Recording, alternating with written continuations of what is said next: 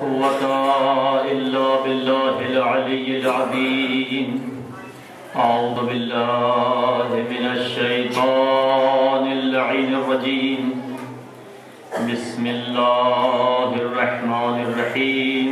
الحمد لله رب العالمين، والصلاة والسلام والتحية والإكرام على أشرف الأنبياء والمرسلين، خير المبشرين والمنذرين وشفيع المذنبين والمجرمين، الملقب بطه وياسين، النبي المؤيد والرسول المسدد أبي القاسم محمد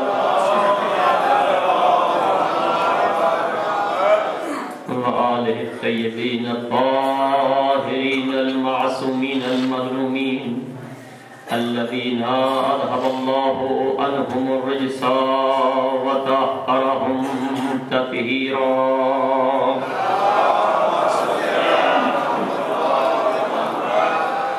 واللعنة الدائمة الباقية على أعدائهم أجمعين من الآن إلى لقاء يوم الدين.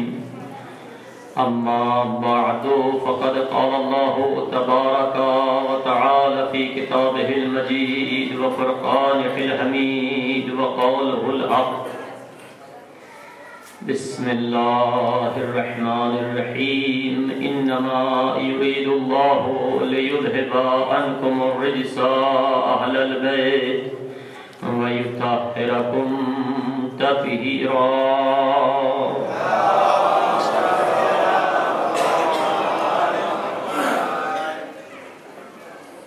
عزیزان محترم، آج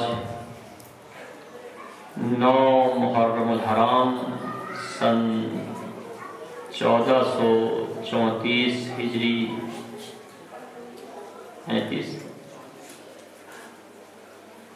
ظاہراً 34 ہونی چاہیے سب پیش محمد والا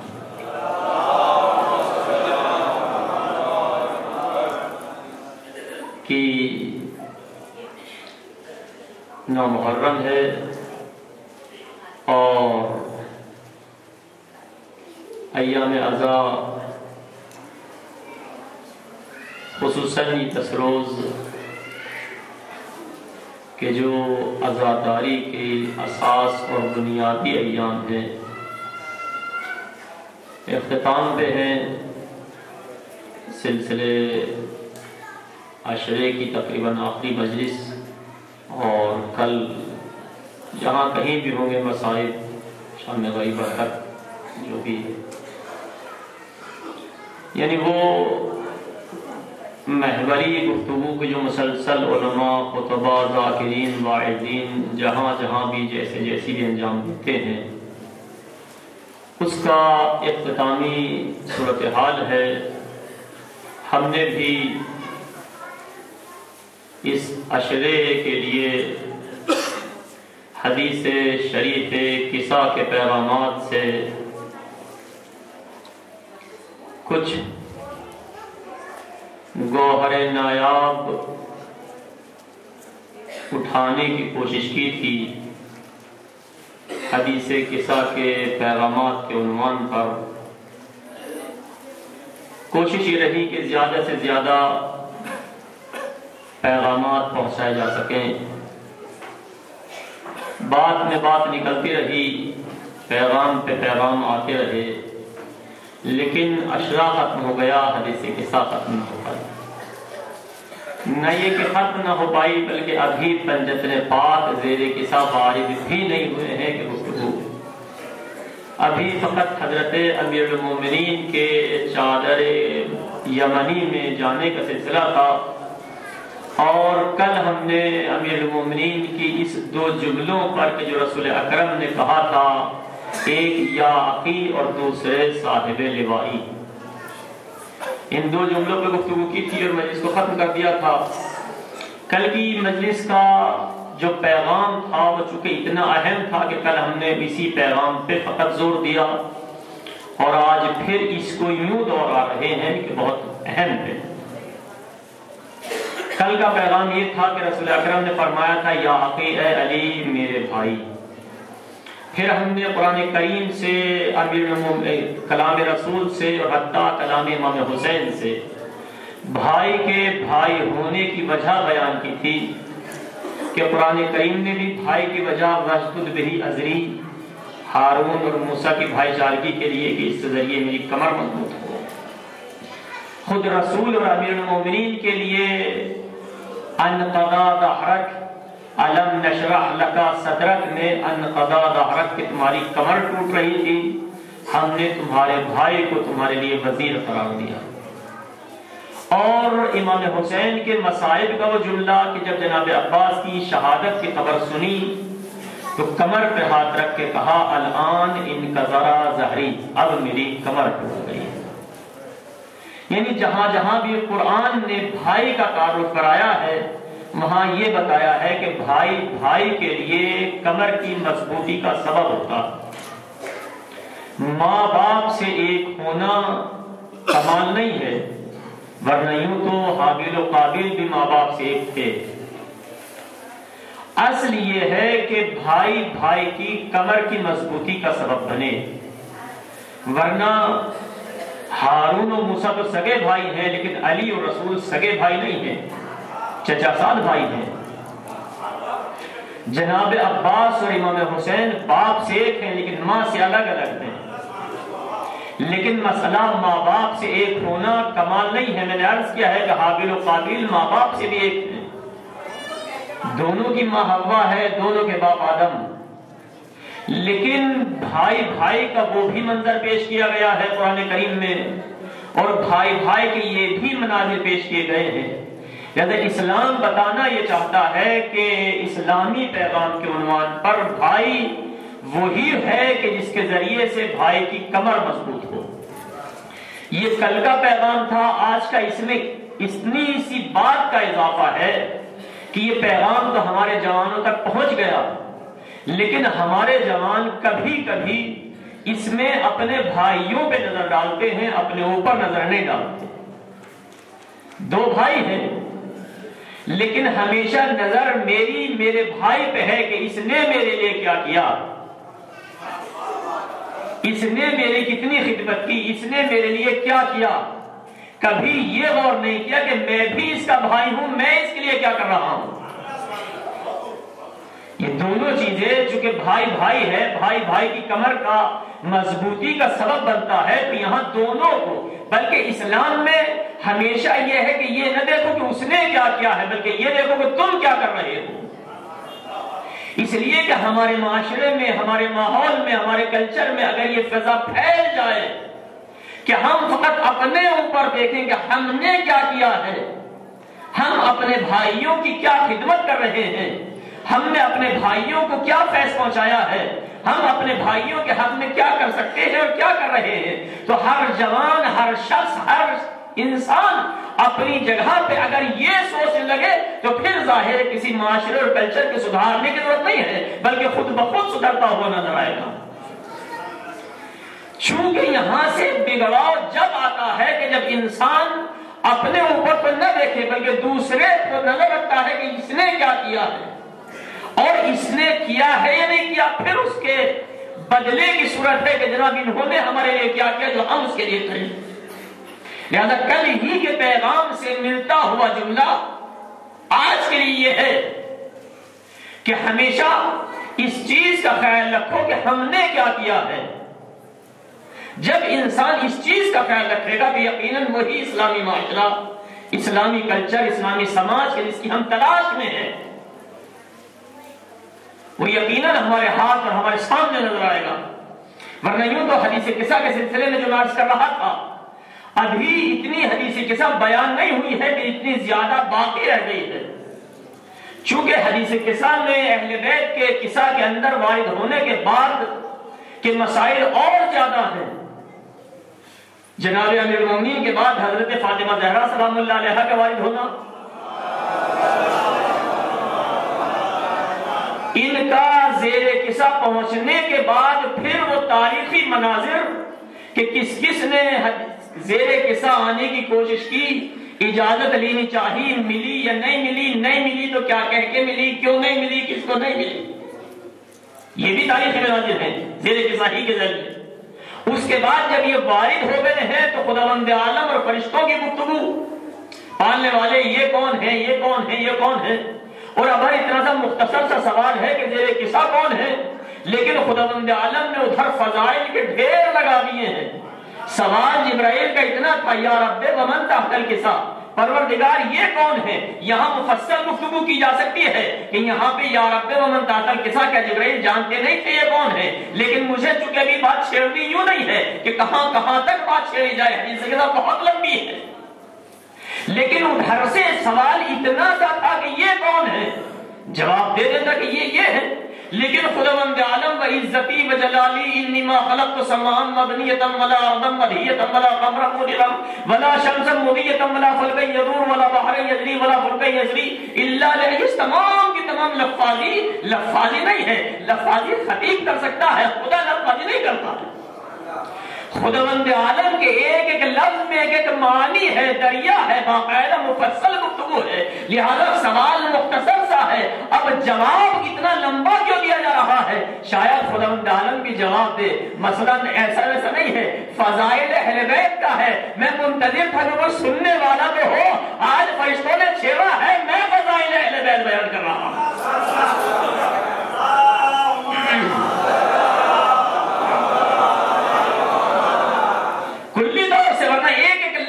تشریح کروں تو اس قدر طولانی گفتگو تھی کہ اگر میں ایک ہی مجلس کو کم سے کم 3 گھنٹے پڑھا کرتا تو شاید حدیث کے ساتھ ختم ہوتی، یا کم سے کم 3 عشرے مسلسل یہ کے بعد دیگر ہوتے تو شاید جا کے، چونکہ ایک عشرہ پورا ہو گیا ہے اور ابھی یہاں تک۔ اس کے بعد جب اہل بیت کے فضائل خدا نے بیان کر دیے ہیں تو وہ جو فضائل خدا نے بیان کیے ہیں تو خداوند عالم کا ایک جملہ قابل تفسیر ہوتا ہے، قرآن کریم کا ایک ایک جملے کی تفسیر ہے، تو جو خداوند عالم نے اہل بیت کے فضائل میں جملے پیش کیے ہیں تو کیا جملے یوں ہی کہہ کے گزر جائے؟ ضرورت ہے کہ ان کی ایک ایک لفظ کی تشریح ہو، اور جو یقیناً یہی الفاظ جو خدا نے بیان کیے ہیں یہ پورا ایک عشرے کے لیے یہی الفاظ کافی تھے۔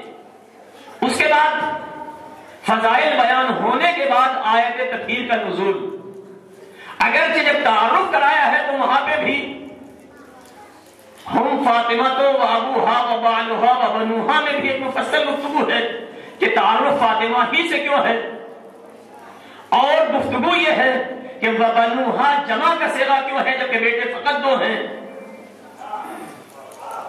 یعنی میں نے عرض کیا میں اب وارد نہیں ہو رہا ہوں، اس کی وجہ یہ ہے کہ اگر پوری رات بھی پڑھتا رہوں گا تو بھی حدیث کے ساتھ ختم نہیں ہونے کی، اور جب حدیث کے ساتھ ختم نہیں ہونے کی تو پھر اتنا بھی پڑھنے سے کیا فائدہ، چونکہ ہمیں فقط اب آج فہرست میں فقط گنا رہا ہوں کہ کس قدر گفتگو کی جا سکتی تھی۔ اس کے بعد پھر آیت تطہیر کا نزول، آیت تطہیر کے نزول میں خود طہارت کی بحث کہ یہ پاک ہوئے ہیں یا اعلان طہارت ہوا ہے، اور طہارت ہے تو کس نوعیت کی طہارت ہے، طہارت کا لازمہ عصمت اہل بیت ہے یا حفاظت ہے، چونکہ امت مسلمہ اس آیت سے عصمت نہیں حفاظت لیتی ہے کہ ان کو خدا نے محفوظ رکھا ہے گناہوں سے، تو اب اس میں مفصل علمی گفتگو کرنی تھی کہ جناب یہاں عصمت مراد ہے یا حفاظت مراد ہے، اور پھر عصمت ثابت ہونے کے بعد آیت میں ہے اہل البیت، اہل بیت سے کون مراد ہے، چونکہ نہ معلوم کس کس کو کہاں کہاں سے اہل بیت میں شامل کیا گیا ہے۔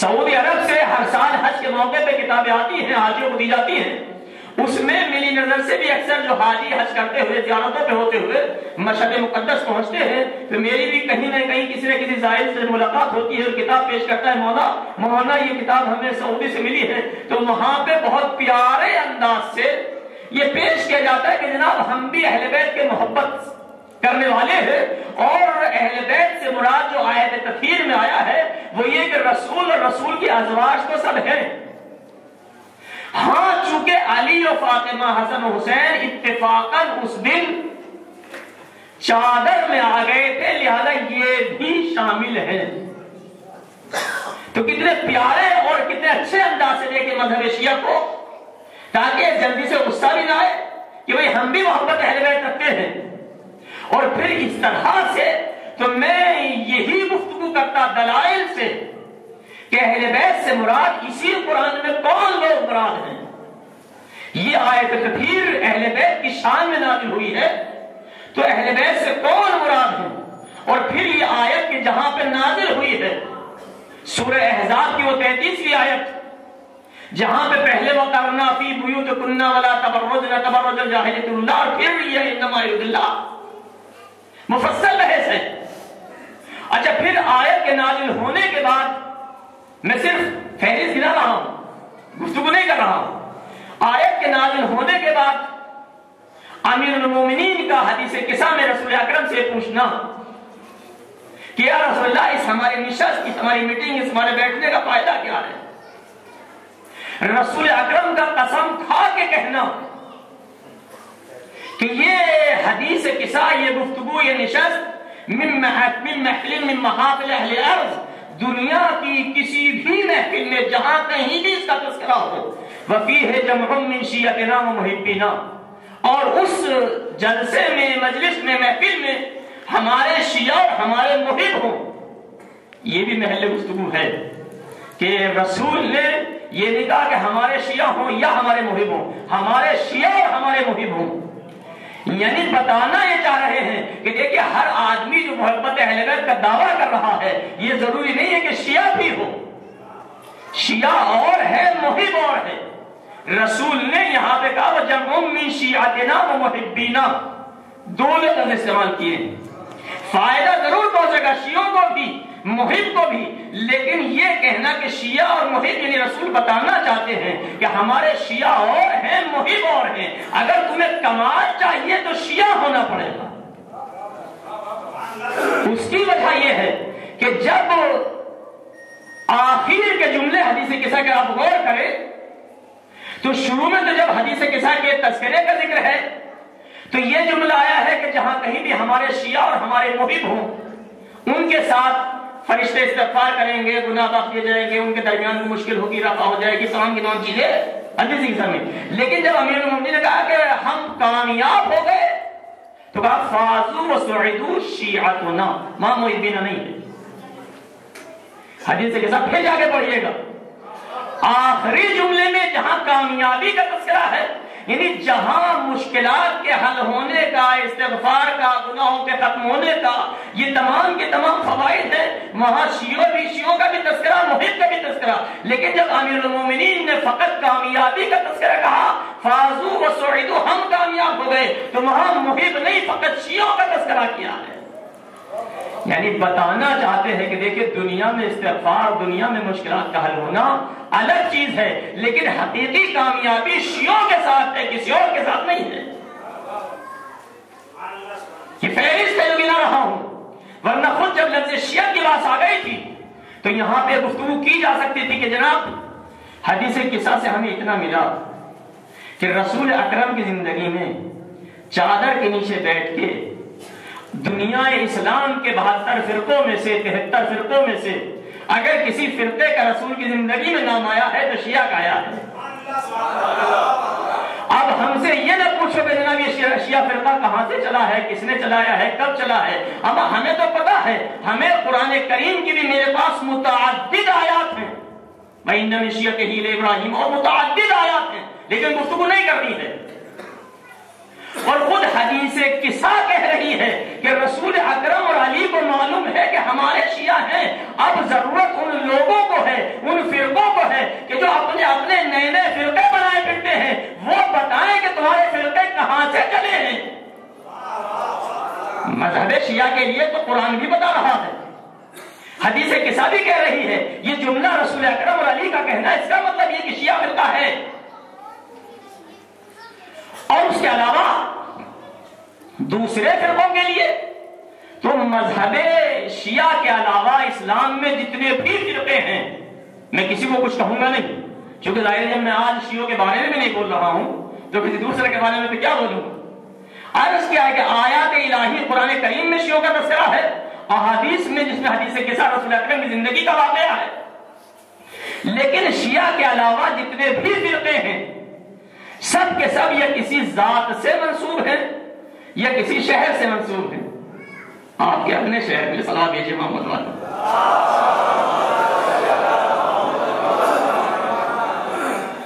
یا کسی ذات سے منسوب، جتنے بھی فرقے ہیں نام لے کے چلے جائیے آپ خود دیکھیے، کسی جناب سے منسوب ہے، کسی شاہ صاحب سے منسوب، یا کسی شہر سے منسوب ہیں.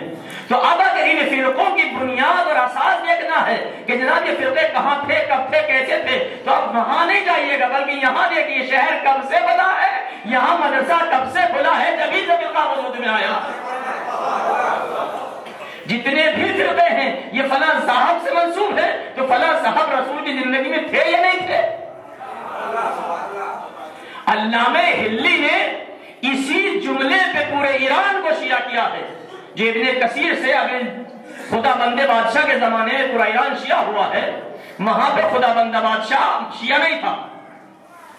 اور جب اس نے امت مسلمہ میں اختلافات دیکھا تو اس نے مجوسی ہونا چاہا، جو وہاں پہ آریہ لوگ ہیں، آتش پرست.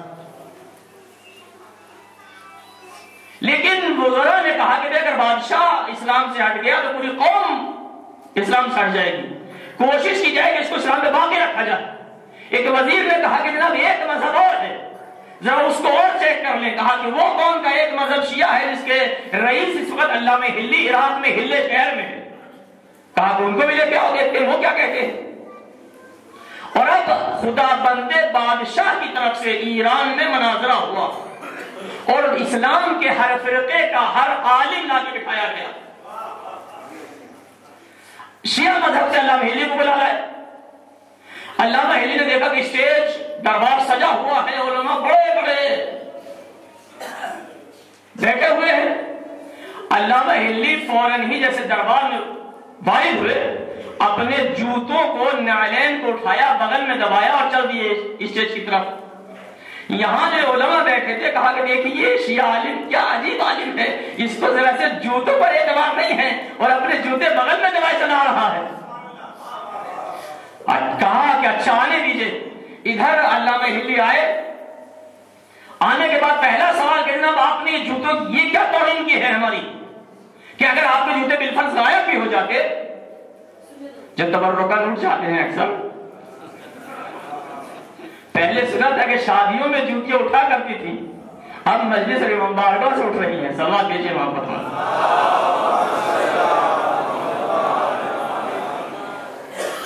آپ کے اگر اٹھ بھی جاتے تو ظاہر بادشاہ وقت ہے، ہم آپ کو اور اچھے لوا دیتے. یہ کیا صورتحال تھی کہ آپ نے جوتے اٹھائے ہیں؟ کہا کہ حضور صورتحال یہ تھی کہ یہاں پہ امت مسلمہ کے بڑے سے بڑے مذہب کے ماننے والے لوگ ہیں. ہم نے ایک جگہ دیکھا تھا کہ رسول اکرم کے بزم میں اس مذہب کے لوگ بیٹھے تھے، انہوں نے جوتیاں چرا لی تھی.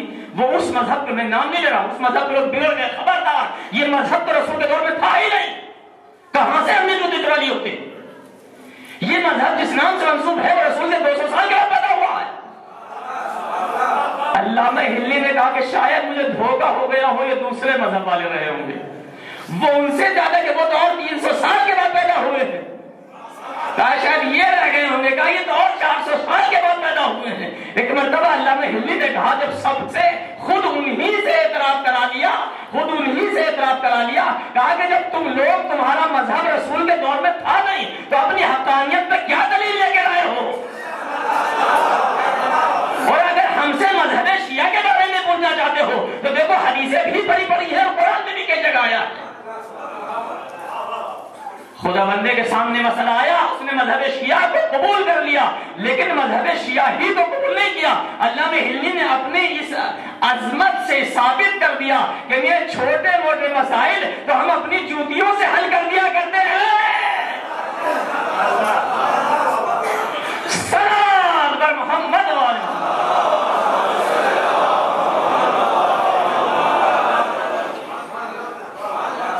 یہ تھی فہرست حدیث کسا کی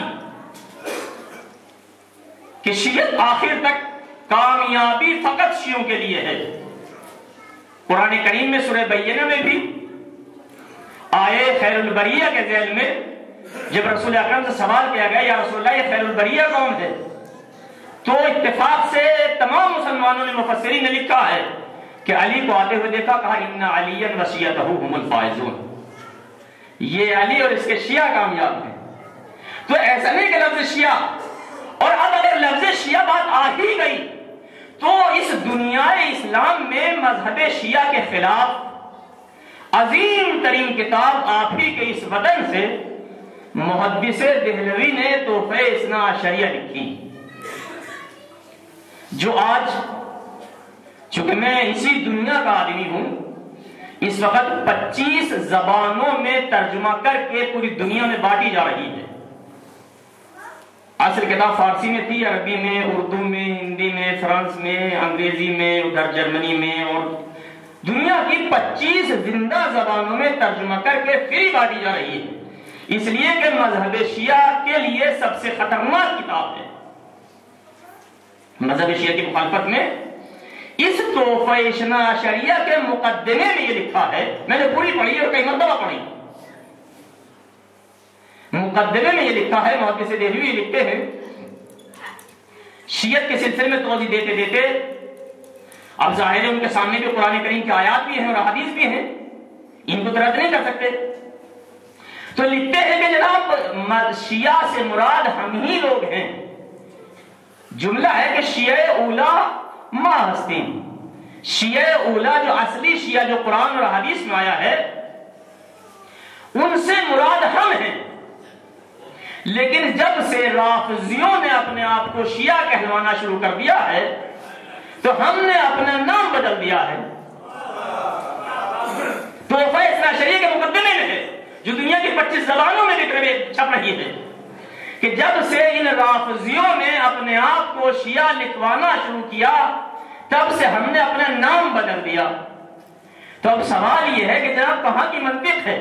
میرا نام صرف حیدر زیدی، اگر کوئی چور بھی اس نام کا پکڑا جائے تو کیا میں اپنا نام بدل دوں گا؟ میرا نام ہے، میں اپنا نام کیوں بدلوں؟ اچھا تو پھر نام بدلا کب جاتا ہے؟ کہا کہ نام ہم سے پوچھتے ہو کر بدلا جاتا ہے جب کوئی انسان بہت بھاری جرم کر لے اور اپنے آپ کو پولیس سے بچانے کی کوشش کرے تو ایک راستہ یہ ہوتا ہے کہ نام بدل دیا جاتا ہے۔ اما اب اگر قتل امام حسین کے بعد کہیں کسی کے نام بدلتے ہوئے نظر آئے تو یہ نہ کہو کہ جناب شیعہ ہم سے نام بدلا ہے، یہاں کچھ چوریاں ہیں جو چھپائی جا رہی ہیں۔ صلوات علی محمد۔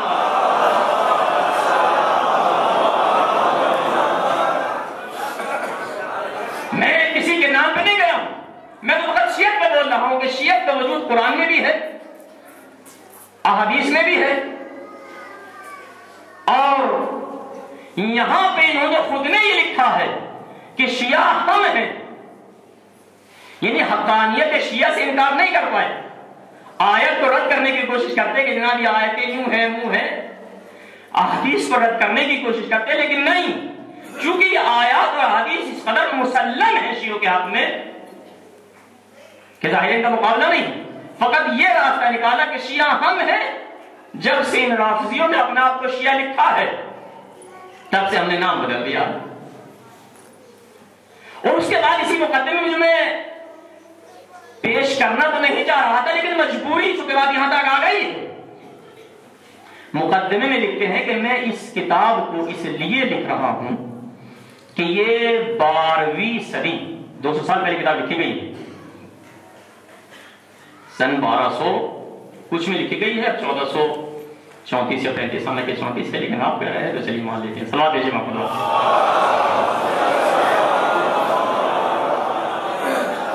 سن 1200 کچھ میں کتاب انہوں نے لکھی، اس کے مقدمے میں یہ لکھتے ہیں کہ اس وقت 12ویں صدی اس صورتحال میں ہے کہ ہندوستان کا کوئی گھر ایسا باقی نہیں رہا ہے کہ جس میں شیعت پھیلتی نہ چلی جا رہی ہو، لہذا میں مجبور ہوا ہوں اس کتاب کو لکھنے پر۔ یہ میرا لمحہ فکریہ ہے۔ 200 سال پہلے محدث دہلوی کا اعتراف کہ شیعت اتنی جلدی سے پھیل رہی ہے، وہ انہوں نے یہ نہیں کہا کوئی شہر باقی نہیں ہے، کوئی محلہ یا گاؤں باقی نہیں، کہا کوئی گھر ایسا نہیں ہے کہ جس میں شیعت نہ پہنچ رہی ہو۔ اور اگر آپ، یہ تو ان کا جملہ ہے، آپ اس دور کا اگر تجزیہ کریں، تاریخی تحلیل اور تجزیہ جو میری طبیعت ہے، آپ نے سلسلے میں دیکھا ہوگا کہ میں کہیں کہیں تاریخی مکمل ہے، آپ اس دور کا اگر تجزیہ کریں 200 سال پہلے جب انگریز ہندوستان میں وارد ہوئے ہیں، مغلوں کا آخری دور، تو نیچے سے اگر شروع ہو تو حیدر علی ٹیپو سلطان شیعہ نہ ہو تو محب اہل بیت باقاعدہ ہے، اوپر چڑھیں تو نظام حیدرآباد مکمل شیعہ حکومت ہے، بنگال کی طرف جائیں تو مرشد آباد کی حکومت مکمل شیعہ ہے، ادھر کو آئیں تو لکھنؤ کے جتنے بھی نواب اور بادشاہ ہیں سارے شیعہ ہیں، اور آگے کو بڑھیں تو رامپور کی ریاست شیعہ ہے، ادھر آئیں تو یہ سادات بارہا مکمل، اور پھر یہاں سے ہوتے ہوئے آپ پاکستان، چونکہ ہندوستان اور پاکستان تقسیم نہیں ہے، وہاں خیرپور سندھ تک سب شیعہ حکومتیں ہیں، اس کشمیر کے علاقے میں کرگل، بلتستان، یہ شیعت آج بھی سارا ٹھکا ہوا شیعوں کا علاقہ ہے، فقط ایک اصلی حکومت رہ جاتی ہے، وہاں بھی مغلوں کا آخری بادشاہ اگر اس کے دیوان پہ غور کر لیا جائے بہادر شاہ ظفر کے، تو وہ بھی اگر شیعہ مصلحت کی وجہ سے نہ ہوا ہو لیکن محب اہل بیت بہت ہے، اس لیے کہ اس کے دیوان میں اس قدر خطیب امیر المومنین کی شان میں ہے۔ تو اب محدث دہلوی یوں ہی نہیں کہہ رہے ہیں کہ جناب وہاں مغرب سے مشرق تک مکمل ہندوستان پہ شیعت چھائی ہوئی ہے، یہ تاریخی تجزیہ اور تحلیل، ایسے عالم میں شیعت کے خلاف یہ کتاب لکھی گئی۔ اب ہمارے سامنے سب سے بڑا مسئلہ یہ آیا کہ جب شیعت کے پورے ہندوستان بھی، اس دور کا ہندوستان جس میں بنگلہ دیش بھی اور پاکستان بھی اور ساری چیزیں، اس دور کے ہندوستان پہ، پورے ہندوستان پہ شیعت، تو اب جب انگریز آئے ہیں، ادھر سے تو یہ کتاب ہے، دوسری طرف انگریزوں کا آنا ہندوستان کے خلاف ہو، مسلمانوں کے خلاف ہو، کسی کے ہو یا نہ ہو، شیعت کے خلاف تھا۔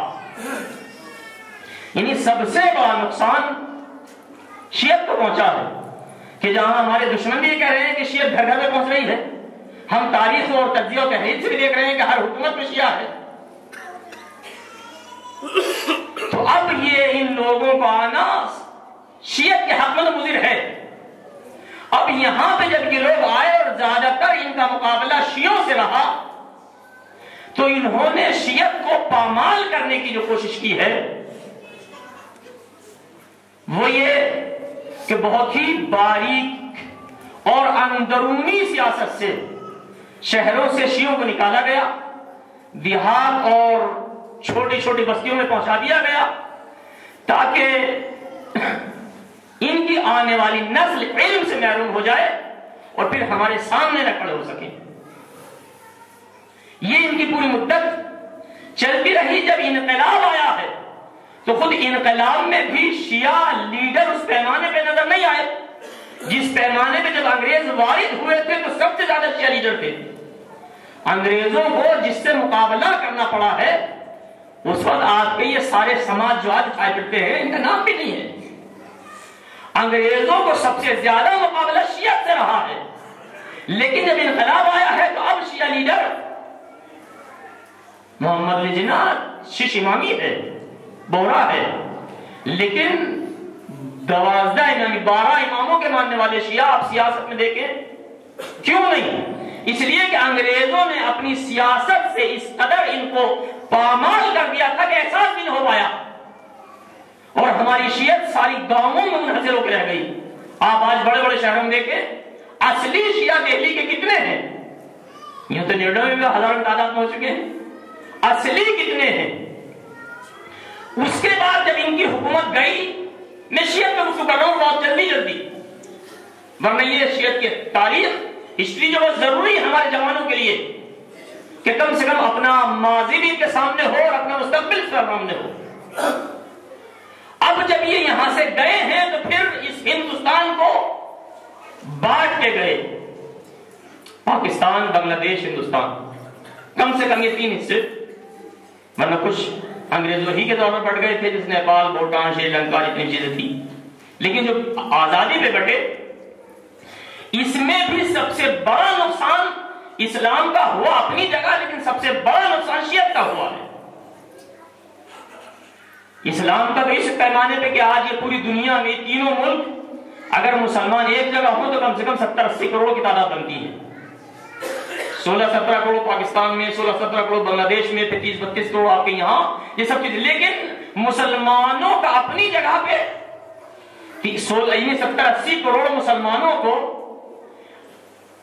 ہر جگہ اقلیت میں تبدیل کر دیا.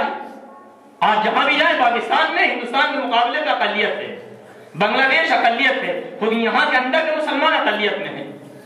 یعنی دنیا کی اتنی بڑی تعداد جو کہیں نہیں ہے، لیکن ایسی سیاست چلی کہ اقلیت میں ہے. اس میں بھی جو شیعت کو نقصان پہنچا وہ اس سے بھی بڑا تھا. وہ یہ کہ یہ مسلمانوں کی تقسیم میں تو شیعہ تقسیم ہو کے رہ گئے اپنی جگہ پہ، لیکن ذرا غور اور باریک بینی سے دیکھیں کہ جب شیعت یہاں سے ہجرت کر کے آپ کے پاکستان پہنچی ہے تو ہندوستان سے اکثر وہ شیعہ گئے ہیں جو علمی اعتبار سے یا مالی اعتبار سے مضبوط تھے. اس کا تاریخی جائزہ لیں اپنے اپنے وطنوں میں جا کے. معمولاً پڑھا لکھا طبقہ، معمولاً مالدار طبقہ یہ ہجرت کر گیا ہے. اور ابھی جو ہمارے شیعہ ہندوستان میں رہ گئے اکثریت جاہلوں کی اور غریبوں کی.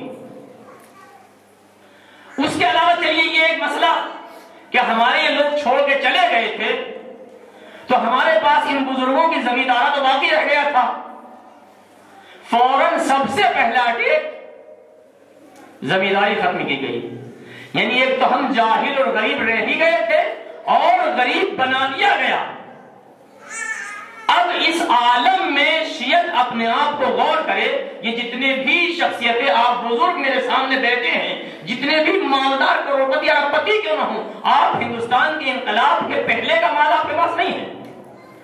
آپ نے جو مالداری حاصل کی ہے اسی نوئیڈا کے اندر وہ اسی 30-40 سال کے اندر کی ہے. 70 سالہ کتنے لوگ ہیں جو کہیں کہ ہاں میں 70 سال پہلے سے نواب ہوں اور آج بھی نواب ہوں. اب ممکن ہے آپ میں سے ایک فرد ایسا ہو جو اس دور کے نواب سے بھی زیادہ مالدار ہو، لیکن یہ وہ آج ہے جو آپ نے خود نے حاصل کیا ہے. تو اب میرا مقصد کہنے کا یہ تھا کہ یہ تاریخ ہماری ہے، لیکن یہ ہماری تاریخ ایسی تاریخ نہیں ہے کہ خدا نخواستہ ہم کہیں سر اٹھانے قابل نہ ہوں، بلکہ ہماری تاریخ پہ ہمارے جوان غور کریں تو ہم جہاں بھی اپنی تاریخ کو نظر ڈالتے ہیں وہاں ہمیشہ ہمارا افتخار سے سربلند ہے. چاہے ہمیں اسی زمانے سے بنی امیہ کی شکل میں، بنی عباس کی شکل میں، یا پھر مغلوں کی، انگریزوں کی، کیسے کیسے کس کس حالت میں دبانے کی کوشش کی گئی ہے، لیکن ہماری تاریخ کا ہر ورق سربلند ہے. لہذا اب جو میں عرض کرنا چاہتا ہوں، یہاں تک یہ تمہید بنا کے لے کے آیا ہوں، وہ یہ کہ اب ہمارے یہ شیعہ ان کی بیک گراؤنڈ مضبوط نہیں ہے، اس لیے کہ جو کچھ تھا ہم سے چھین لیا گیا ہے، ہم سے لے لیا گیا ہے، ختم کر دیا گیا ہے. اب جتنے یہ افراد اگر مالدار بھی ہیں تو خود ہوئے ہیں، لہذا اب ان سے کہیں زیادہ ایسے ہیں جو ابھی اس منزل پہ نہیں پہنچے ہیں. میں نے اس دن جمعے کے دن خطبات میں یہ عرض کیا تھا کہ ہمیں شیعوں کو آپس میں اس چیز کا خیال رکھنا ہے کہ اب ہمارے پاس نہ زمینداری ہے اور نہ ہی ہو سکتی ہے، اس لیے کہ اب آپ خود بہتر جانتے ہیں کہ 1 بیگھے زمین خریدنے کے لیے پوری عمر لگ جائے گی، حاصل نہیں ہو سکتی. تو پھر ہمیں اپنا وہ عزت، اپنی وہ وقار، اپنی وہ عظمت پھر حاصل کرنی ہے، اور زمینداری کے ذریعے حاصل ہو نہیں سکتی ہے. تو اب کون سا راستہ اختیار کیا جائے کہ جس پہ ہماری یہ کھوئی ہوئی عزت پھر واپس آئے؟ تو میں نے اس دن جمعے کے دن یہی عرض کیا تھا کہ فقط ایک راستہ ہے، وہ ہے تعلیم کا. اور تعلیم کوئی ایسی شے نہیں ہے کہ جناب کسی دوسرے کی اون چھیننا چاہ رہے ہیں، بلکہ اصل علم علی ہی کے در سے چلا ہے. اور اب ظاہر ہے کہ جو علم کا اصلی وارث ہے اس کے وارث ہم ہیں، تو اگر علم ہمارے پاس نہ ہو تو کس کے پاس ہوگا؟ لہذا ضرورت اس بات کی ہے کہ اب اپنے اس معاشرے کو، اس شیعہ طبقے کو، اس شیعہ مذہب کو آگے بڑھانے کے لیے سب سے پہلا قدم تعلیم. ہمارے یہ بزرگ، یہ مالدار شخصیتیں، یہ وہ کہ جن کو خداوند عالم نے نعمت سے نوازا ہے، ان کا فریضہ یہ ہے کہ اس طرح کی فاؤنڈیشن کمیٹیاں قائم کی جائیں کہ جس سے اپنی قوم کے وہ نادار بچے بھی جو کسی مجبوری کی وجہ سے پڑھ نہیں سکتے ہیں ان کے لیے ہم امکان فراہم کریں. اگر ہم اتنا نہیں کر سکتے کہ ایک شیعہ یونیورسٹی بنا دیں تو کالج بنا سکتے ہیں. اگر کالج بھی نہیں بنا سکتے تو انہی کالجوں میں اپنی ایک کمیٹی بنا کے اپنے بچوں کا داخلہ کرا سکتے ہیں. 100 1000 500 جتنے بھی اپنے اسٹوڈنٹ ہیں, چونکہ ظاہر ہے کہ ہمارے اب اسی میں سے جو نوئیڈا آپ کے یہاں پہ آئے ہیں جتنے بھی ہیں ان میں سے کتنے مالدار ہیں آپ کو خود کو معلوم ہے, اور کتنے یہیں پہ آپ ہی کے درمیان مزدوری کر رہے ہیں اس کا بھی آپ کو پتا ہے, اور کتنے ان سے اور نچلی حالت میں ہیں کہ شاید ان کے یہاں کھانے کے لیے بھی مشکل ہو, اور اگر روزمرہ کی کمائی سے ان کے پیٹ بھر جاتے ہوں لیکن اتفاق سے اگر مریض ہو جائے تو ایک الگ سے خرچ ہے جو شاید حاصل نہ ہو پاتا. تو ان تمام کی تمام چیزوں کے لیے اب اگر اپنی عزت کو باقی رکھنا ہے, اسی حالت پہ لانا ہے کہ جو اصلی ہماری میراث ہے, یہ عزت مذہب شیعہ کے لیے ایسے نہیں ہے کہ ہم دوسروں سے چھین رہے ہوں. ہاں دوسری قوموں نے حاصل کی ہے جو آج ہمارے اوپر حکومتیں کر رہی ہیں, لیکن مذہب شیعہ کے لیے افتخار یہ ہے کہ یہ جب سے مذہب بنا ہے اسی وقت سے عزت میں چلا رہا ہے. امام حسین کا روزہ عاشور کا جملہ ہے ہاتھ من الذلہ, ہمارے پاس یہ ذلت آ ہی نہیں سکتی ہے. ذلت اور رسوائی ہم سے بہت دور ہے, جس کے لیے خدا تطہیر گواہ ہے کہ یہ ہر طرح سے پاک و پاکیزہ. تو یہ مذہب ہمیشہ علم بردار علم و عزت رہا ہے. نشیب و فراز آئے ہیں بنی امیہ میں, بنی عباس میں, یا اس کے بعد آج تک, لیکن پھر آپ ہی جیسے شیعوں نے پھر کمر ہمت باندھی ہے اور اپنا وقار پھر وہی قائم کیا ہے. لہذا اس وقت آپ کا یہ شہر نوئیڈا, چونکہ میری آخری گفتگو ہے اس لیے چند عرائض ہیں, پیغامات ہیں جو پہنچا رہا ہوں, چونکہ کل کوئی ایسے بعد اگر گفتگو بھی ہو تو مسائل کی ہے. اس عشرے کی آخری گفتگو اس لیے پیغام پہنچا رہا ہوں کہ اس وقت وہ تمام کے تمام وہ افراد جو صاحب حیثیت ہیں وہ یہ نہ سمجھے کہ جناب یہ پیسہ صرف خدا نے یا میں نے کمایا ہے تو میرے اپنے لیے, بلکہ میں نے جمعے کے خطبے میں اس دن عرض کیا تھا کہ یہ مالدار لوگ خدا کے امین اور وکیل ہیں. مالداروں سے غریبوں کی بنسبت زیادہ سوال و جواب ہونے ہیں کہ جناب پیسہ آیا تھا تو کہاں سے آیا, کیسے آیا, اور پھر کہاں خرچ کیا, کس طرح خرچ کیا ہے. لہذا ان تمام کی تمام چیزیں, اور اس کے علاوہ جناب میں نے پیسہ جمع کیا اور جمع کر کے, لیکن جب انتقال ہوگا تو آپ کے جنازے میں اور کسی غریب کے جنازے میں کوئی فرق نہیں. یعنی وہاں خالی ہاں جانا ہے, وہاں بالکل وہی سفید کفن جو اس کو دیا گیا ہے کہ جہاں چندہ کر کے کفن دیا جا رہا ہو, دوسرے لوگ کفن دے رہے ہوں, اس کو بھی وہی کپڑے, اتنے ہی کپڑے ہیں, اتنا ہی کفن ہے, وہی کپڑا. اور یہ جو آپ ارب پتی کروڑ پتی پیسہ جمع کر کے جگہ ہیں, آپ کو بھی یہی ہے. رہی بات جناب میں اپنی اولاد کے لیے, تو اولاد کی کسی کی کوئی گارنٹی نہیں ہوتی ہے, بلکہ حقیقت یہ ہے کہ اگر آپ نے آج دوسروں کی اولاد کا خیال رکھا ہو تو خداوند عالم یہ توفیق دیتا ہے کہ آپ کی اولاد بھی صحیح راستے پر چلے. ورنہ ہم نے بڑے بڑے اچھے گھرانوں کی اولاد کو بگڑ کے دیکھا ہے, اور بڑی بڑی کروڑ پتیاں, بڑے بڑے لکھ پتی لوگ منٹوں میں ختم ہو گئے ہیں. چونکہ یہ چیز امانت الہی ہے, مال امانت ہے, لہذا اس کے لیے ضرورت ہے کہ اس امانت میں آپ خیانت نہیں بلکہ اس کا حق ادا کرتے رہیں. میں اس لیے زیادہ بول رہا ہوں کہ میں آپ کے درمیان نہیں ہوں. شاید کوئی ویسے عالم دین اگر گفتگو کرنے لگے جو آپ کے درمیان ہو تو شاید سوء ظن پیدا ہو جائے کہ جناب اپنے لیے کچھ کر رہے ہیں. میں چونکہ آپ کے درمیان نہیں, مجھے کل یہ پرسوں چلا جانا ہے, لیکن یہ پیغام ہے مکمل مذہب شیعہ کے لیے کہ اس وقت مذہب شیعہ کی آبرو اور عزت آپ کے ہاتھ میں ہے.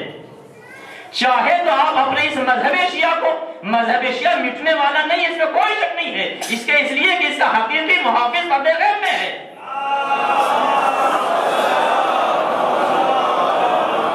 مٹنے والا نہیں ہے، اس میں کوئی شک نہیں ہے، لیکن ہاں نشیب و فراز یہ ہمارے ہاتھ میں ہے کہ ہم چاہیں اور کوشش کریں تو اپنے اس ماحول کو اس منزل پہ لے جائیں کہ پھر لوگ کہیں کہ دیکھو ہندوستان کو آزاد ہوئے بھی 70 سال نہیں گزرے ہیں، شیعہ لوگ پھر اپنے اسی اقتدار کے نظران لگے ہیں، اور چاہے تو ایسے بھی کرنے لگے کہ جناب ہمیں کسی سے کیا مطلب، ہمیں تو پیٹ بھر کے مل رہا ہے، ہمیں دوسروں سے کیا مطلب، اور پھر پتا چلے گا کہ دہلی کے ہر رکشہ پولر کو مذہب پوچھیں گے جناب شیعہ ہوں۔ خدا نہ کرے، خدا نہ کرے، یہ سب چیزیں ہمارے اپنے ہاتھ میں ہیں، لہذا ہماری عزت خود ہمارے اپنے ہاتھ میں ہے کہ ہم آپس میں اس طرح کی فاؤنڈیشن کمیٹیاں تشکیل دیں کہ اپنے مذہب کو پھر اسی منزل پہ لے آئیں کہ دنیا پھر افتخار کرے کہ ہاں یہ شیعہ مذہب خداوند عالم کی طرف سے لطف خاص یہ ہے کہ یہ کبھی بھی دنیا میں کھویا نہیں جاتا ہے بلکہ ہمیشہ سورج کی طرح چمکتا ہے۔ تو عزیزو، یہ درد ہے جو پیغام کی شکل میں پیش کر رہا ہوں کہ اس کے لیے آپ بزرگ افراد جو صاحب حیثیت ہیں، خصوصاً یہ شہر، چونکہ شہر نومولود شہر ہے، تازہ دنیا میں آیا ہے، اس میں جتنے شیعہ آپ لوگ بیٹھے ہیں یہ ہزاروں سال سے نہیں، 10-20 سال کے اندر کے ہیں۔ آپ اپنے وہ اختلافات، وہ کمیاں، وہ نقائص جو جس شہر سے آیا ہے اس کو وہیں چھوڑ دیجئے، یہاں بالکل اپنا ایسا ماحول بنائیے کہ جیسے مدینے میں رسول تازے آئے تھے، کچھ انصار تھے اور کچھ مہاجرین، اور رسول نے آپس میں ایک دوسرے کا بھائی بنایا تھا۔ آپ اس ماحول کو، نیوڈا کے ماحول کو اس طرح کہ ہم آپس میں ایک دوسرے کے بھائی ہیں، اور بھائی اسلام میں جب یہ ہے کہ جب بھائی کے ذریعے سے بھائی کی کمر مضبوط ہو، کمر ٹوٹے نہیں، کمر مضبوط ہو ٹوٹے نہیں، اگر ٹوٹ جائے تو بھائی نہیں ہے۔ لہذا بہرحال میری عرائض اور میرے پیغام شاید پہنچ چکا ہو، کافی ہے کہ ہم نے شیعت کی تحلیل و تجزیہ بھی بیان کیا ہے، اور اب اس وقت ضرورت بھی بیان کی ہے کہ ضرورت اس بات کی ہے کہ مذہب شیعہ کا ایک بچہ بھی گریجویٹ سے نیچے نظر نہیں آئے۔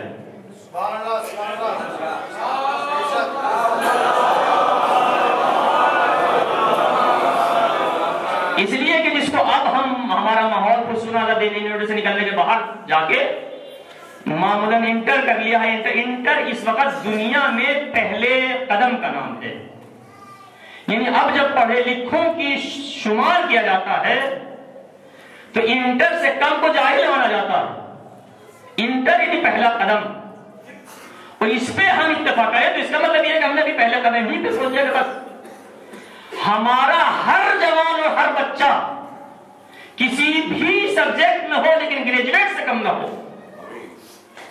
جب ہمارا ہر بچہ اس منزل پہ ہوگا تو ظاہر ہے پہلے تو نوکریاں، دوسرے مرحلے پہ اپنے بزنس، اپنی کمپنیاں، اپنے کارخانے، اپنے کاروبار، اور جب یہ نظر آئیں گے تو پھر ہمارے اور جو بھائی ہیں ان کو بھی سہارا ملے گا، اور نتیجہ چند ہی سال میں انقلاب آ سکتا ہے، یعنی انقلاب اقتصادی۔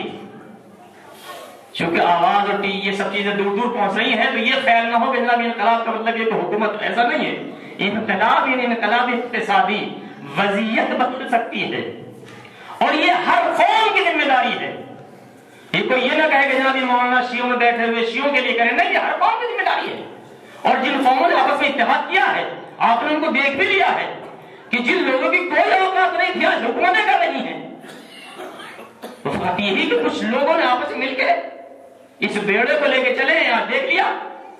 تو اب جو ہمارا باقاعدہ افتخار ہے تو ہم کیوں نہ کریں؟ بہرحال میں نے عرض کیا ہے کہ کافی ہے پیغام، انشاءاللہ میں جہاں بھی جاؤں اس شہر کے لیے یہی سنتا رہوں کہ ہمارا شہر شیعوں میں ترقی روز بروز ہوتی چلی جا رہی ہے، اور شیعہ اپنے اس مرحلے پہ پہنچ رہے ہیں جو ہماری اصلی خواہش ہے۔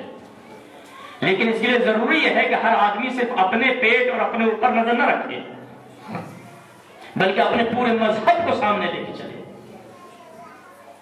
جس کے لیے جوانوں کا جذبہ بہت ضروری ہے کہ جو خود پڑھ بھی رہے ہیں اور ایک دوسرے کا تعاون بھی، تعاونوا علی البر والتقوی، تعاون بھی بہت ضروری ہے. اور جوانوں کا اگر جذبہ دیکھنا ہے تو یہ جذبہ بھی ہمیں کربلا سے ملے گا، اس لیے کہ کربلا کے جوانوں میں جو جوان بھی کربلا میں نظر آیا ہے اس کا عجیب و غریب جذبہ ہے. امام حسین جناب قاسم کے لیے مثلا امام حسین نے پوچھا بیٹا کیا چاہتے ہو؟ کہا مولا شہادت چاہتا ہوں. کہا شہادت تمہارے لیے کیسی ہے؟ کہا احلی من العسل، مولا شہد سے زیادہ شیرین، یعنی ڈر نہیں ہے، خوف نہیں ہے، اس لیے کہ ہم حق پہ ہیں تو ہمیں کوئی پرواہ نہیں ہے. جناب علی اکبر جن کا مرثیہ بھی سنا، قافلہ کربلا میں گزر رہا ہے، کربلا کے تنی پہنچا ہے اسی سرزمین پہ کہ ایک مرتبہ امام حسین کی زبان پہ کلمہ استرجاع آیا، انا للہ و انا الیہ راجعون. جناب علی اکبر جو امام حسین کے گھوڑے کے ساتھ ساتھ اپنے گھوڑے کو چلا رہے ہیں، بابا کی زبان پہ جملہ سنا انا للہ. کہا بابا خیریت تو ہے، یہ کون سا مقام ہے، کیسی انا للہ؟ کلمہ استرجاع معمولاً خبر غم سن کے کہا جاتا ہے. امام نے فرمایا کہ بیٹا ہم گزر رہے تھے کہ میرے کان میں ایک آواز آئی کہ جیسے کوئی کہہ رہا ہو کہ یہ قافلہ موت کی طرف بڑھ رہا ہے. چونکہ میں نے لفظ موت کو سنا ہے زبان پہ فوراً آ گیا انا للہ و انا الیہ راجعون. جناب علی سے ہاتھوں جوڑو، کہا بابا کیا ہم حق پہ نہیں ہیں؟ امام حسین مسکرائے بیٹا اگر ہم حق پہ نہ ہو تو پھر کون حق پہ ہوگا؟ اتنا جملہ سنا علی اکبر کا جواب یہ ہے کہ بابا اگر ہم حق پہ ہیں تو اب ہمیں کوئی پرواہ نہیں ہے کہ موت ہم پہ آ پڑے یا ہم آپ پہ جا پڑے. یہ ہے کربلا کے جوانوں کا جذبہ. ہمارے جوانوں کو بھی اگر واقعاً میدان میں قدم جمانا ہے تو یہی علی اکبر کا جذبہ اپنے دل میں رکھنا ہوگا کہ ہمیں چونکہ کامیابی حاصل کرنی ہے تو ہمیں کوئی پرواہ نہیں ہے. ہمارا ہدف جو ہے ہمیں اس ہدف کو حاصل کرنا ہے. لہذا کربلا والوں کو بھی ہدف تھا، جو ہدف انہوں نے اس منزل پہ پہنچا دیا ہے کہ قیامت تک دنیا کی ہزاروں جنگیں ہوئی ہیں، ختم ہو گئی ہیں، لیکن کربلا کی جنگ ہر روز تازہ ہے، ہر سال تازہ ہے، ہمیشہ ذکر ہوتا ہے اور ایک ایک جوان اسی جذبے سے آگے بڑھ رہا ہے. لہذا جب تمام کے تمام جوان جا چکے ہیں تو ایک روایت میں امام حسین کے عزیز و اقارب میں پہلی شخصیت ہے اور ایک میں سب سے آخری شخصیت جناب علی اکبر. زیارت ناحیہ میں سب سے پہلی شخصیت ہے، لیکن اور تواریخ میں آخری کہ جناب علی اکبر اپنے بابا کی خدمت پہ پہنچتے ہیں، بابا مجھے بھی مرنے کی اجازت دیجیے. امام حسین نے ایک مرتبہ علی اکبر کے چہرے کی طرف دیکھا، کہا بیٹا تو شبیہ رسول ہے، جب بھی میں رسول کی زیارت کرنا چاہتا تھا تو تیرے چہرے کی طرف دیکھ لیا کرتا تھا. اجرکم اللہ. ایک مرتبہ علی اکبر کا اصرار بڑھتا جاتا ہے، ایک مرتبہ امام حسین کہتے ہیں بیٹا اچھا اگر جانا ہی چاہتے ہو تو جاؤ، پہلے اپنی اس پھوپھی سے اجازت لے کر آؤ جس نے تمہیں پال کے 18 سال کا کیا ہے. اس کی کچھ تمنائیں ہیں، اس کی کچھ آرزویں ہیں، اس کی کچھ خواہشات ہیں. ایک مرتبہ اکبر خیمے میں جاتے ہیں، جناب زینب کے سامنے دو زانو ہو کے بیٹھ جاتے ہیں. پھوپھی اماں ایک سوال لے کے خدمت میں حاضر ہوا ہوں. زینب فوراً سمجھ گئی، کہا بیٹا سوال کرنے کی ضرورت نہیں ہے، مجھے معلوم ہے کس لیے آئے ہو، لیکن میں نے پالا ضرور ہے. آرزو یہ تھی کہ میں نے جب حسین سے تمہیں لیا تھا کہ 2 کر کے واپس کروں گی تاکہ تمہارا سہرا باندھ کے شادی کر سکوں، لیکن یہ وقت پورا ہونے والا نہیں ہے. میں نے پالا ضرور ہے لیکن اس ماں سے ضرور اجازت لے لو کہ جس کی ماں کے دل میں جو بیٹے سے محبت ہوتی ہے. ایک مرتبہ اکبر اٹھے، ام لیلا کے قریب پہنچے، ہاتھوں کو جوڑا، مادر گرامی بچپنے سے آج تک تیرے بیٹے نے تجھ سے کچھ چاہا نہیں ہے، کچھ مانگا نہیں ہے، پہلی مرتبہ ایک سوال کرنا چاہتا ہوں. لیلا ایک مرتبہ تڑپ کے کالیہ جوان بیٹے کی طرف دیکھنے لگی کہ نہ معلوم میرا بیٹا مجھ سے کیا مانگنے آیا ہے. کہا بیٹا مانگو. کہا مادر اجازت چاہتا ہوں مجھے مرنے کی. اجرکم اللہ. جزاکم ربکم خیر الجزا، خدا کوئی غم نہ دے سوائے غم اہل بیت کے۔ آج شب عاشور ہے، آج وہ شب ہے کہ ہر بیوی اپنے جوان کو اپنے زانوں پہ بٹھائے ہوئے کوئی زلفیں مار رہی ہے، کوئی بیٹے سے کہے بیٹا ارے کل کو تمہیں پہلے شہید ہونا ہے تاکہ میں کل فاطمہ کے سامنے شرمندہ نہ ہوں۔ آج کی شب عظیم شب ہے، شب بیداری کی شب ہے، دلوں پہ ہاتھ رکھ کے فقط تصور کیجئے، اس لیے کہ الفاظوں میں وہ دم نہیں ہے کہ جو حقیقت تک پہنچ سکے، فقط تصور کیجئے۔ ایک مرتبہ اکبر کو جناب لیلا نے اجازت دی، اکبر باہر آئے، امام حسین کے سامنے ہاتھوں کو جوڑا، جوڑنے کے بعد کہا مولا میں اجازت لے چکا ہوں، کہا ساری بہنوں سے پھوپھیوں سے ماں سے سب سے اجازت لے آئے ہو، کہا کہ اچھا پھر سب سے۔ ایک مرتبہ روایت کہتی ہے کہ اکبر دوبارہ خیمے میں گئے ہیں اور اب جو سب سے ملے ہیں تو ایک مرتبہ منظر حمید ابن مسلم نے ایسا لکھا ہے کہ جب اکبر باہر آنا چاہتے تھے خیمے کا پردہ اٹھتا تھا پھر گر جایا کرتا تھا، پھر اٹھتا تھا پھر گر جایا کرتا تھا، ایسے لگ رہا تھا ارے جیسے کسی جوان کا جنازہ باہر جانا چاہتا ہے، بیویاں پھر کھینچ لیتی ہے، باہر نکلنا چاہتے ہیں بیویاں پھر پکڑ لیتی۔ اجرکم علی اللہ جزاکم ربکم خیر الجزا۔ حسین ابن علی کی خدمت میں پہنچے، اچھا بیٹا اجازت مل گئی تو خدا حافظ، اجازت مل گئی تو خدا حافظ۔ ایک مرتبہ علی اکبر میدان میں چلے گئے، جنگ کرنا شروع ہوئی، لیکن ادھر باپ کا دل ہے، کڑی جوان بیٹا ہے۔ ایک مرتبہ ٹیلے پہ کھڑے ہو جاتے ہیں اور دور سے اپنے بیٹے کو بار بار دیکھ رہے ہیں، میرا بیٹا۔ جب دیکھا نروے آدھا میں گھر گئے، آواز دی زینب ذرا امی لیلا سے کہو بیٹے کے حق میں دعائیں کرے، ارے ماں کی دعا بیٹے کے حق میں مستجاب ہوتی ہے۔ ام لیلا نے مصلی بچھایا، پروردگارا ایک مرتبہ اور شفیع رسول کی زیارت کرا دے۔ نروے آدھا چھٹا، علی اکبر نمودار ہوئے، حسین آگے بڑھے، بیٹے کے قریب پہنچے، ایک مرتبہ بیٹے کے قریب پہنچے، بیٹے کو سینے سے لگایا، بیٹا خیریت تو ہے، خیریت تو ہے، کہا بابا ایک سوال ہے، ارے یہ اکبر سے حسین کا یہ بھی زندگی کا پہلا سوال ہے، اس لیے کہ اکبر کی ساری خواہشیں زینب نے پوری کی ہیں، ذرا دل پہ ہاتھ رکھو، باپ بیٹھے ہیں کہ اس باپ کی کیا کیفیت ہوئی ہوگی کہ جس سے اس کا کڑیل جوان زندگی کا پہلا اور آخری سوال کر رہا ہے۔ بیٹا سوال کیا ہے؟ کہا بابا اگر ایک گھونٹ پانی کا مل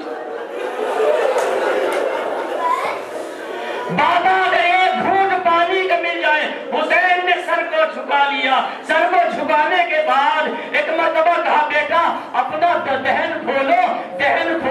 علی اکبر نے منہ کھولا، حسین نے اپنی زبان علی اکبر کے منہ میں دی، علی اکبر نے فوراً اپنے منہ کو پیچھے کر لیا۔ بیٹا کیا ہوا؟ کہا بابا آپ کی زبان مجھ سے زیادہ خشک ہو چکی ہے۔ اے باپ! حسین نے اپنی انگوٹھی کو نکالا، علی اکبر کے منہ میں رکھا کہ بیٹا انگوٹھی سے شاید کچھ تشنگی دور ہو۔ علی اکبر کو پھر رخصت کیا، ایک مرتبہ رخصت کر چکے ہیں، علی اکبر گھوڑے پہ بیٹھ کے پھر جا رہے ہیں۔ آگے جاتے جاتے پھر احساس کیا جیسے کوئی پیچھے سے آ رہا ہو، پلٹ کے دیکھا ضعیف باپ کمر پہ ہاتھ رکھے، ارے کبھی گرتا ہے کبھی اٹھتا ہے، ایک مرتبہ گھوڑے سے گر گئے۔ اے بابا آپ تو مجھے رخصت کر چکے تھے۔ علی اکبر اے بیٹا علی اکبر، کاش تم بھی صاحب اولاد ہوتے تو دیکھتے جوان بیٹے کا غم کتنا سخت ہوتا ہے۔ علی اکبر نے پھر اجازت چاہی، حسین نے کہا بیٹا اچھا جا ہی رہے ہو تو دیکھو، پلٹ کے دیکھتے رہنا، جب تک بھی ہو سکے مجھے اپنے چہرے کی زیارت کراتے رہنا۔ اجرکم اللہ۔ علی اکبر میدان میں پہنچے ہیں، جنگ کرنا شروع کی ہے، جنگ کرتے کرتے ایک وقت وہ بھی آیا ہے، آواز دی اے بابا میرا آخری سلام قبول کیجئے۔ حسین نے جملہ سنا، آنکھوں پہ ہاتھ رکھا، اے میرے لال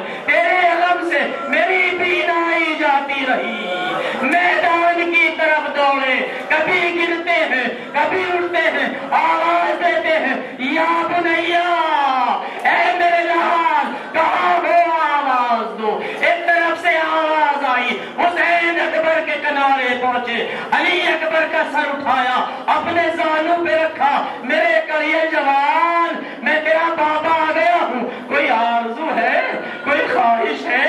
ایک مرتبہ اکبر نے کہا بابا بابا بابا، جب میں مدینے سے چلا تھا اپنی بہن سے وعدہ کر کے آیا تھا، اے بہن سغرا تجھے لینے کے لیے ضرور آؤں گا۔ بابا اپنی بہن کا وعدہ پورا نہ کر سکا۔ بیٹا چاہتے کیا ہو؟ کہا آخری مرتبہ زیارت کرنا چاہتا ہوں۔ حسین ابن علی نے 2 انگلیوں کا اشارہ کیا، بیٹا ان 2 انگلیوں کے درمیان دیکھو۔ کہا بابا مدینہ نظر آ رہا ہے۔ کہا غور سے دیکھو۔ کہا بابا بابا رسول کا روزہ نظر آ رہا ہے۔ کہا غور سے دیکھو۔ کہا بابا اس روزے میں ایک ضعیفہ بیٹھی ہے جو چراغ جلا رہی ہے۔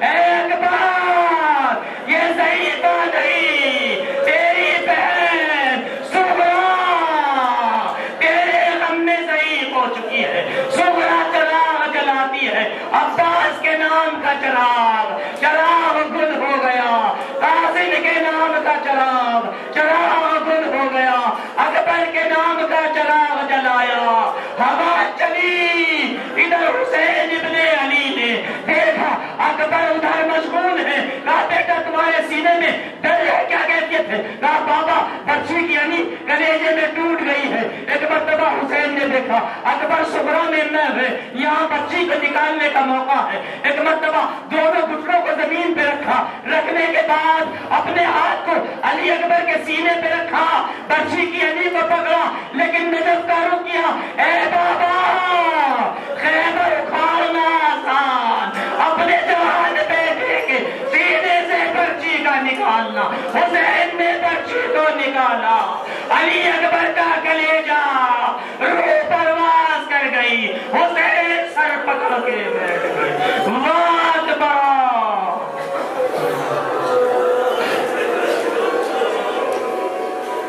انا للہ و انا الیہ راجعون، رضا بقضائہ و تسلیما لامرہ۔ اللہم انی نسألک بحق محمد وانت المحمود، وبحق علی وانت الاعلی، وبحق فاطمہ وانت فاطر السماوات والارض، وبحق الحسن وانت المحسن، وبحق الحسین وانت قدیم الاحسان، وبحق الائمۃ التسعۃ الطاہرین من ذریۃ الحسین علیہ السلام۔ پروردگار ہماری اس مختصر سی عبادت کو قبول فرما، پالنے والے جو مومن و مومنات پریشان حال ان کی پریشانیوں کو دور فرما، پالنے والے جو مومن و مومنات مریض ان کو شفا عاجل و صحت کامل عطا فرما، پالنے والے جو مومن بے اولاد ان کو اولاد نرینہ عطا فرما، معبود جن کو اولاد عطا فرمائی ہے ان کی اولاد کو نیک اور صالح بننے کی توفیق عطا فرما، پالنے والے ہمارے جوانوں کی اصلاح فرما، معبود ہمارے جوانوں کو روزگار عطا فرما، پالنے والے جن کو روزگار دیا ہے ان کے روزگار میں ترقی عطا فرما۔ پروردگار شیعہ حیدر کرار جہاں کہیں بھی جس ملک میں جس زبان میں جس لباس میں جہاں بھی ہیں ان کی جان کی مال کی عزت کی آبرو کی حفاظت فرما۔ پروردگار ہمارے زمانے کے ولی وارث امام زمانہ کو ہم سے راضی و خوشنود فرما اور آپ کے ظہور میں تعجیل فرما، ہم سب کو ان کے انصار و اعوان میں شمار فرما، آمین یا رب العالمین۔ ماتم حسین۔